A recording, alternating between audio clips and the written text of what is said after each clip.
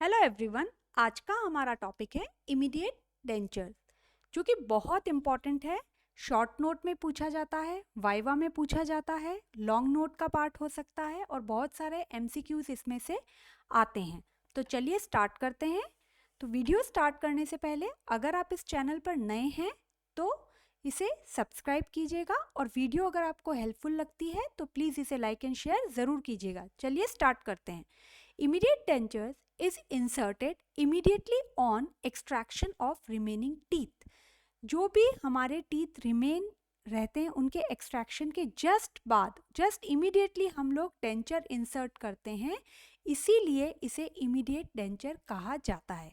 मतलब जो भी दांत हमारे मुंह में हैं, अगर जैसे ये कुछ टीथ हैं, तब अगर उन्हें हम एक्सट्रैक्ट करते हैं, उनको एक्सट्रैक्शन के जस्ट इमीडिएटली हम लोग अगर अपना डेंचर दे देते हैं तो उसे हम इमीडिएट डेंचर बोलते हैं। 2 टाइप्स के हैं, कन्वेंशनल एंड इंटरिम। ठीक है, कन्वेंशनल या क्लासिक इमीडिएट डेंचर को हम CID भी बोल सकते हैं शॉर्ट फॉर्म में, और interim transitional non transitional immediate denture को हम IID भी बोल सकते हैं। तो इन दोनों में जो डिफरेंस है ये मेन शॉर्ट नोट में कई बार पूछा जा सकता है, वाइवा में भी पूछा जा सकता है कि आप इन दोनों डेंचर्स में डिफ्रेंशिएट कैसे करेंगे।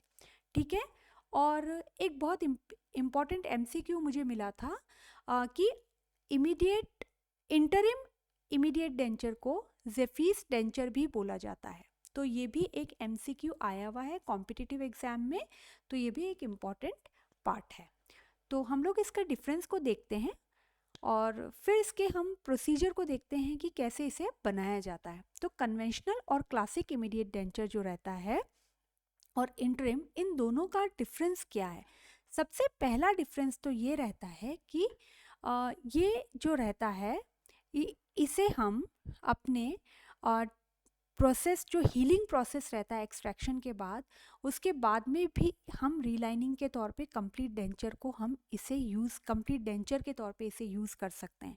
लेकिन इंटरिम डेंचर जो होता है ना, ये टेम्परेरी रहता है। ठीक है, कुछ समय के लिए हम देते हैं और हीलिंग प्रोसेस के बाद में हमें दूसरा डेंचर देना पड़ेगा। तो इसमें क्या रहते हैं, 2 डेंचर हमें जनरली देने पड़ते हैं इंटरिम में, क्योंकि ये शॉर्ट टर्म के लिए ही दिया जाता है।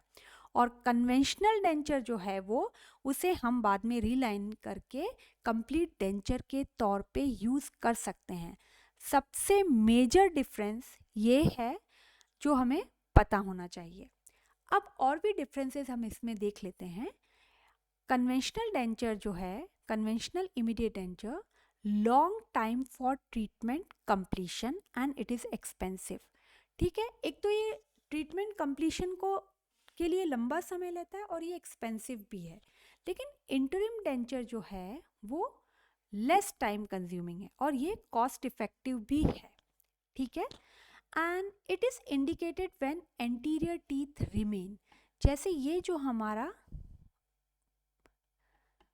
आर्च है, हमारी आर्च है और यहाँ पर एंटीरियर टीथ इसमें हैं।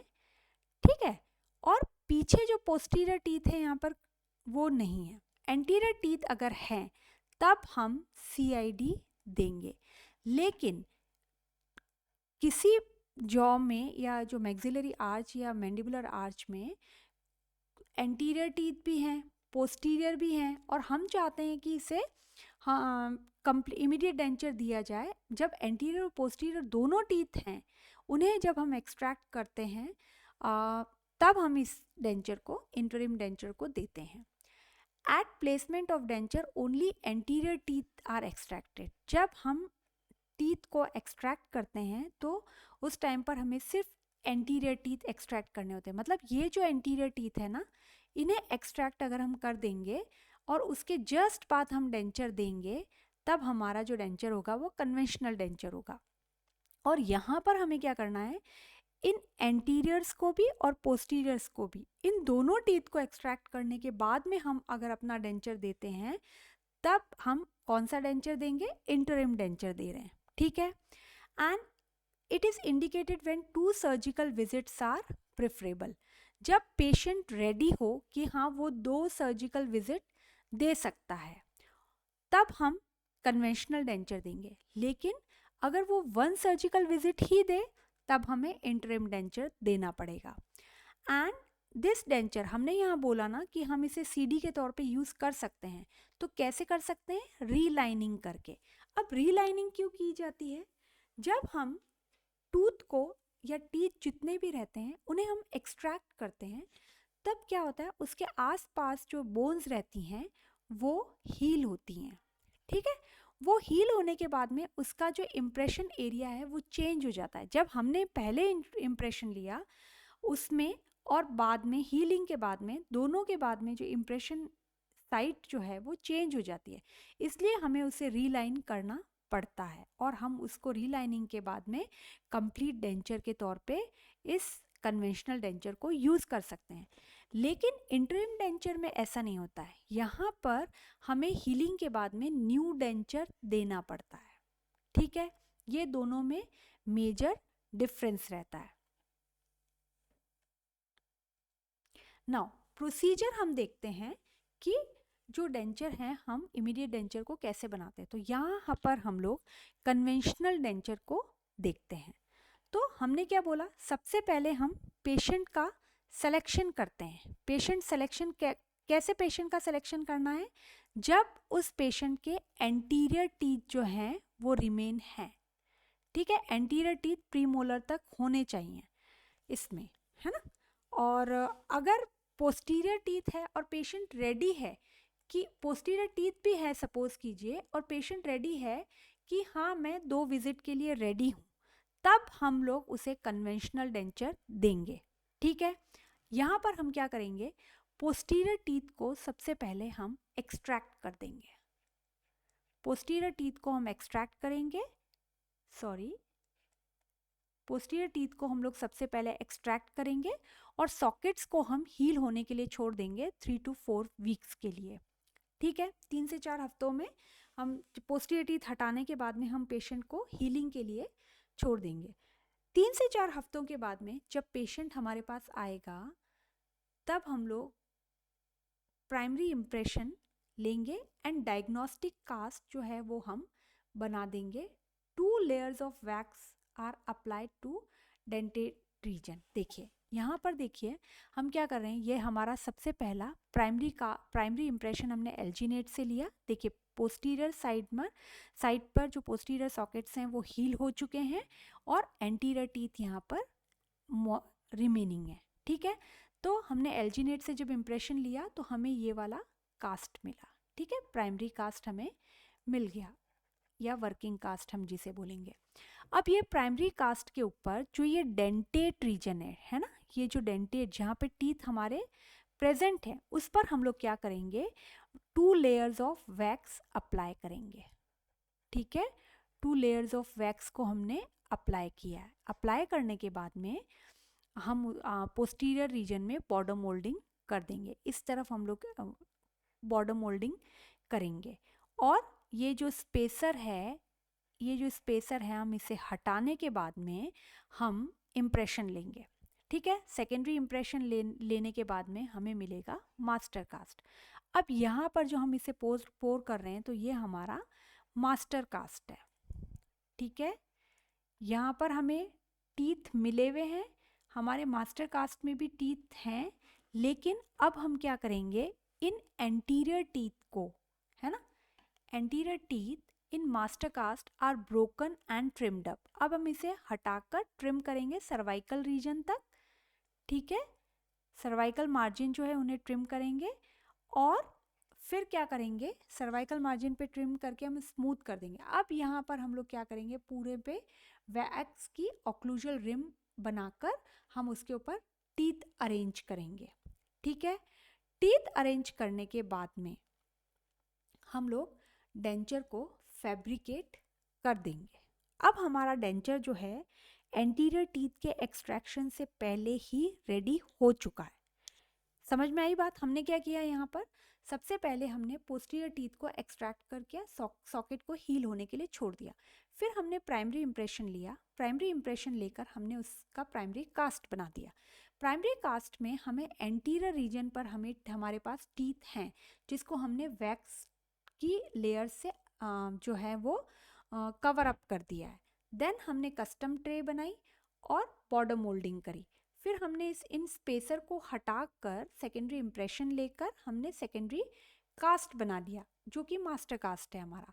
इस मास्टर कास्ट पे जो एंटीरियर टीथ हमारे पास थे उन्हें हमने तोड़कर हमने उन्हें ट्रिम और स्मूथ कर दिया, और फिर हम उसके ऊपर ऑक्लूजल रिम लगाकर हमने टीथ सेटिंग करके डेंचर को फैब्रिकेट कर लिया। अब हमारा डेंचर जो है वो रेडी है। अब जब पेशेंट सेकेंड विजिट पर आएगा, ठीक है, जब पेशेंट हमारे पास आएगा, जब हमें डेंचर उसे देना है, तब हम रिमेनिंग एंटीरियर टीथ को एक्सट्रैक्ट करेंगे।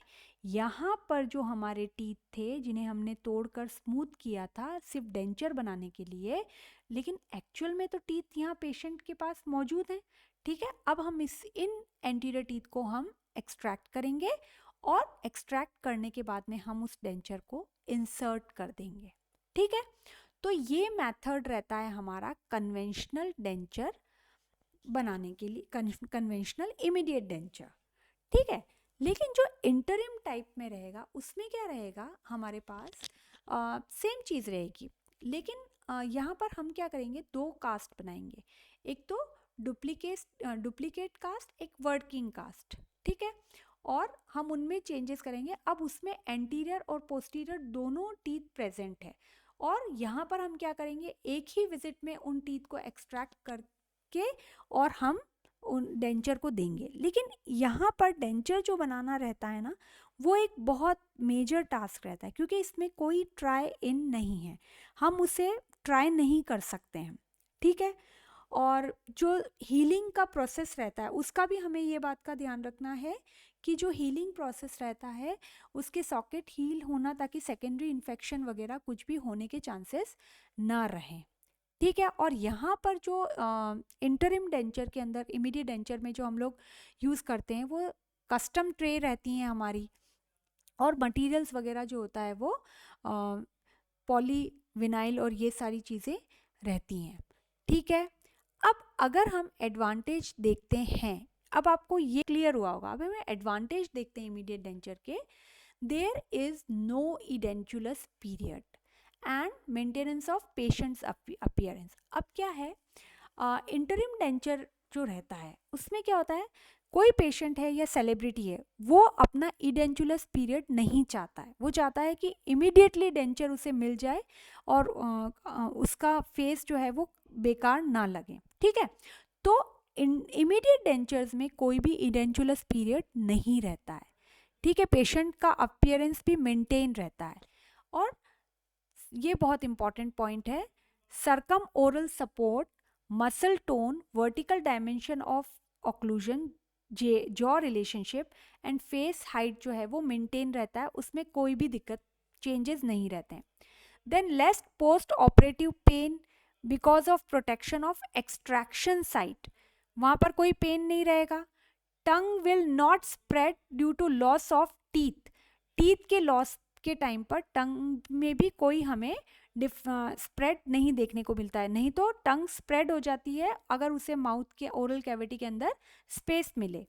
Then easy to duplicate natural tooth shape and position plus arch width and form is maintain, हर चीज़ को मतलब टूथ शेप को, आर्च विड्थ और फॉर्म को, उन सब को हम मेंटेन कर सकते हैं। Patient will adapt more easily dentures, वो डेंचर्स को बहुत इजीली अडेप्ट करेगा रिकवरी फेज में ही, सर्जरी के टाइम पर। देन स्पीच और मैस्टिकेशन जो है वो भी कॉम्प्रोमाइज़ नहीं है, न्यूट्रिशन भी मेंटेन रहता है। Overall psychological and social wellbeing जो है पेशेंट की वो प्रिजर्व है। तो इमीडिएट डेंचर थोड़ा बनाना टफ रहता है बिकॉज ट्राई इन नहीं है, बट फिर भी ये साइकोलॉजिकली और सोशल वेलबींग के तौर पे जो है वो इसका एडवांटेज है। अब डिसएडवांटेज अगर हम देखें इमीडिएट डेंचर्स के, तो फिट एंड कंफर्ट जो है वो बहुत डिफ़िकल्ट है, क्योंकि बिकॉज देयर इज़ नो ट्राइन, ठीक है। एंड टिश्यू कंडीशनर्स भी हमको यूज़ करने पड़ते हैं हीलिंग फेज के टाइम पे, और डेफिनेटिव रीलाइनिंग की भी रिक्वायरमेंट रहती है, तभी हम उसे सीडी के तौर पे यूज़ कर सकते हैं। तो ये हमारे एडवांटेज थे और डिसएडवांटेज थे। स्टेप्स हमने देखे कैसे बनाते हैं, कितने टाइप्स के होते हैं और क्या उसकी डेफिनेशन है। आई होप आपको ये टॉपिक यहाँ पर क्लियर हुआ होगा। तो मिलते हैं हम ऐसी ही नेक्स्ट वीडियो के साथ में। Till then take care.